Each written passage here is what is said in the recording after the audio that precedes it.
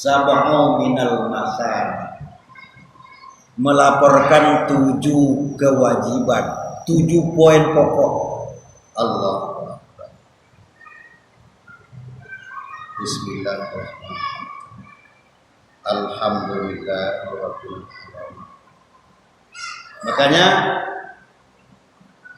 Rasulullah SAW menginformasikan, Allah memberikan tuntunan, anzaltu sab'a ayatin, aku turunkan 7 ayat, salasulli wa salasul laka wa wahidun baini wa bainaka. Kata Allah kepada Rasul, aku turunkan 7 ayat kepadamu, 3 bagiku, 3 untukmu, 1 antara kita. Wa amma salasulli walhamdulillahi rabbil alamin. Laporan yang pertama, senantiasa setia Allah yang menjadi Rabb alam semesta. Alhamdulillahi rabbil alamin. Kalau bahasa apa? Ya Allah, saya senang, saya rela Engkau yang ngatur alam ini. Itu alhamdulillah. Kalau bukan Engkau yang ngatur alam, saya tidak rela. Itu salah. Alhamdulillahi rabbil alamin. Idza qala abdu alhamdulillahi rabbil alamin, Allah menjawab, hamidani abdi, hambaku memujiku. Hamidani abdi, hambaku memujiku. Wa idza qala ar-rahmanir rahim, bila ia mengikrarkan Allah yang maha pengasih, Allah yang maha penyayang sebagai jaminan Rabbul Alamin. Kenapa tidak dirasakan kasih sayang Allah, Pak? Karena pengaturan Allah terhalang oleh tangan-tangan manusia zalim. Ingat waktu Imam Asy-Syafi'i tangan dibelenggu, kaki dibelenggu, menghadap kepada Raja Harun ar-Rasyid. Beliau masuk ke istana, diseret, berjalan kaki selama 2 bulan. Itu yang ditanggung oleh Imam Asy-Syafi'i karena beliau dituduh ingin menjatuhkan dinasti Abbasiyah. Sampai di istana, beliau langsung mengucapkan salam. Assalamualaikum wabarakatuh. Dijawab oleh Raja Harun ar-Rasyid, waalaikumsalam warahmatullah. Ya Said, wahai Tuan Syekh, kenapa Anda mengucapkan salam bid'ah? Kenapa enggak sesuai dengan sunnah? Mana bid'ahnya, Pak? Tidak disebutkan warahmatullahi. Cuma assalamualaikum wabarakatuh. Berarti bid'ah kan, Pak? Bid'ah. Imam Syafi'i mengucapkan salam bid'ah menurut Harun ar-Rasyid. Apa kata beliau? Lepaskan dulu belenggu di tangan saya, nanti akan saya jawab pertanyaan Tuan. Rupanya tergugah juga, ya, Sultan, Raja. Maka disuruhlah petugas, ya, itu petugas apa namanya, Pak, yang mengurus orang dalam tahanan, melepaskan belenggu. Dilepaskanlah rantai belenggu di tangan, belenggu di kaki.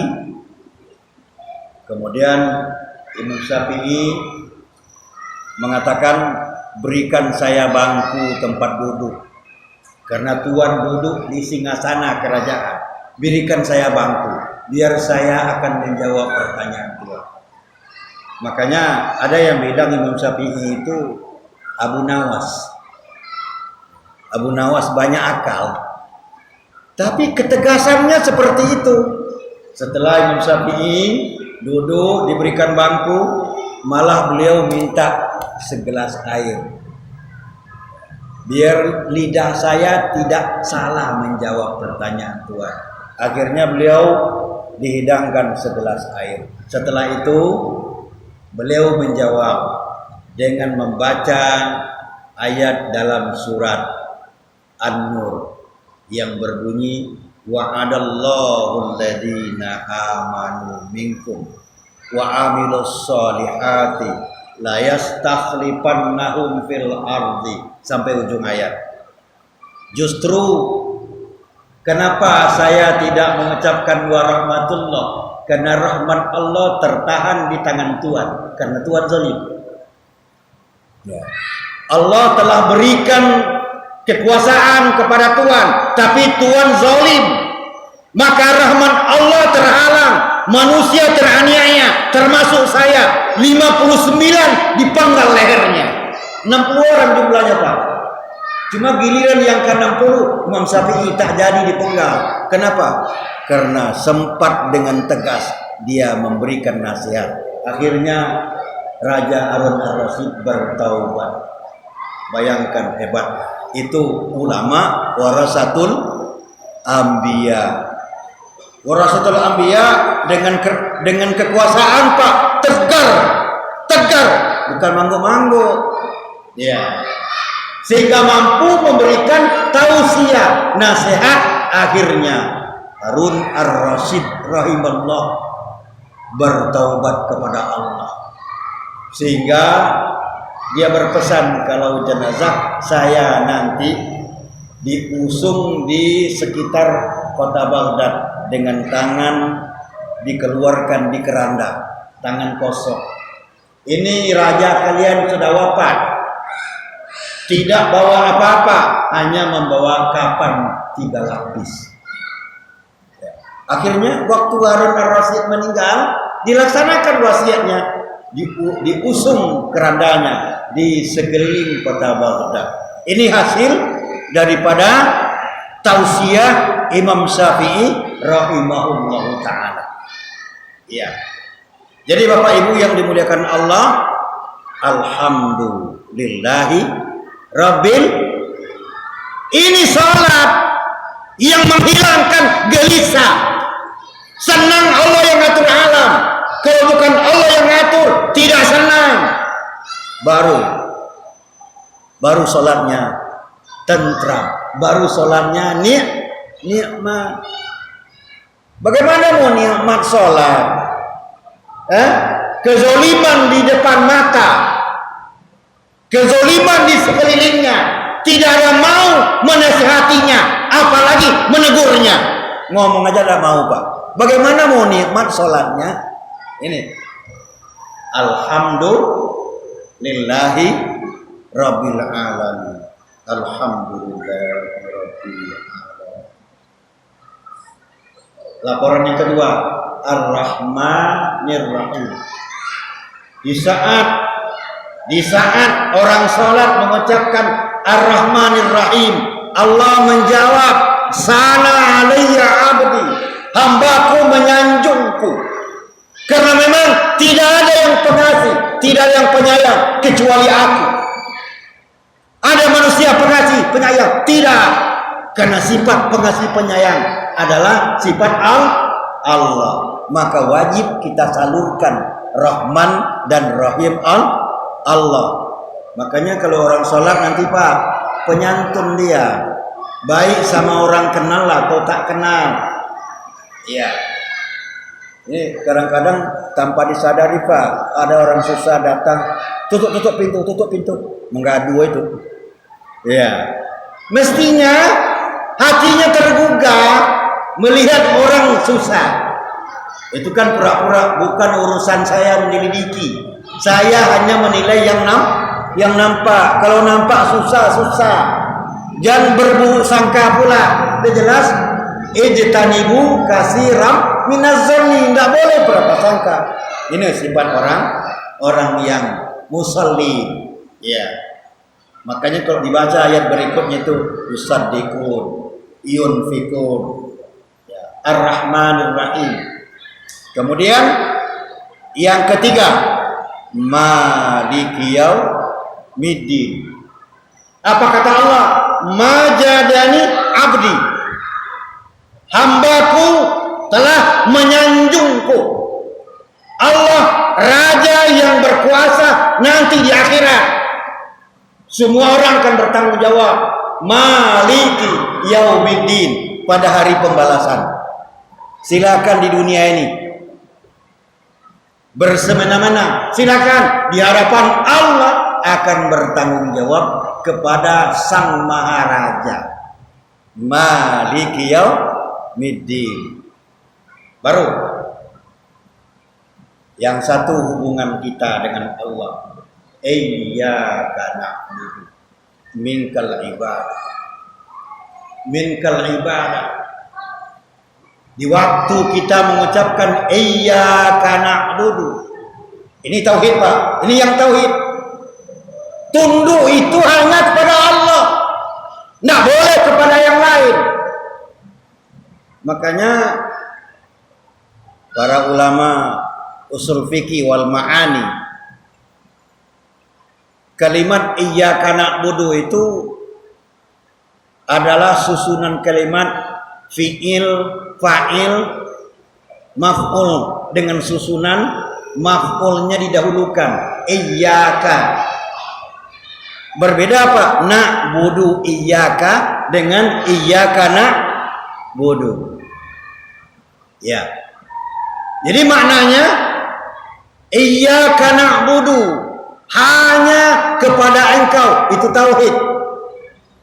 Kalau na'buduka iyyaka, kami menyembah Engkau, yang lain iyo juga.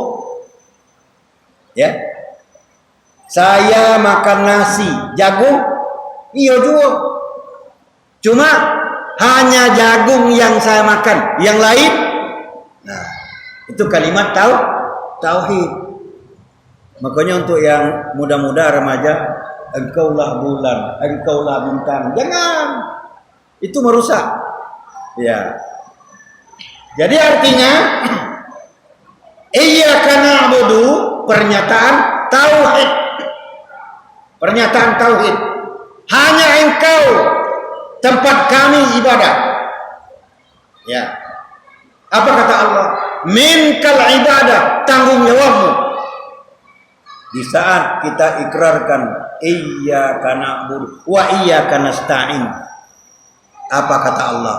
Wa 'alayyal 'aun. Tanggung jawab saya memberikan pertolongan. Kenapa umat Islam kok nggak ditolong? Karena ibadahnya tidak lurus tauhidnya. Tunduk kepada Allah, iya. Kepada yang lain, iya. Bertentangan dengan kehendak Allah, iya.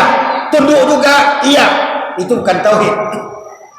Kalau tauhid hanya tunduk kepada Allah. Kalau bertentangan dengan kehendak Allah, no. Makanya kalimatnya la. Makanya asyhadu an la ilaha illallah. Jangan turun dulu, Pak. Ya. Asyhadu an la ilaha illallah. Kalau naik jangan turun dulu. Ya. Itu salah satu kaifiat tasyahud. Ada yang tasyahud yada'u biha, yuharriku. Dia menggerakkan telunjuknya, berdoa dengan telunjuk. Nah, modelnya begini-begini itu, Pak. Ya.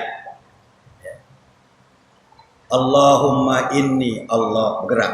Allahumma inni a'udzubika min azabi jahannam. Allahumma inni as'aluka ilman nafi'a. Bergerak seraya berdoa. Setiap berdoa bergerak, setiap berdoa akhirnya bergerak terus. Itu salah satu. Ya. Kemudian Rasulullah di saat mengucapkan kalimat asyhadu an la ilaha illallah, itu sampai tangkik kepala. Ya, sampai tangguh. Dan Rasulullah sorotan matanya kepada telunjuknya. Asyhadu alla ilaha illallah. Begitu seriusnya dengan tauhid. Kalau tidak cocok dengan Allah, la. Kalau sesuai dengan Allah, ya. Itulah dia tauhid. Makanya bila demikian halnya, maka akan mulai Allah berikan kenikmatan yang disebut dengan tatmainnul qulub, ketentraman batin.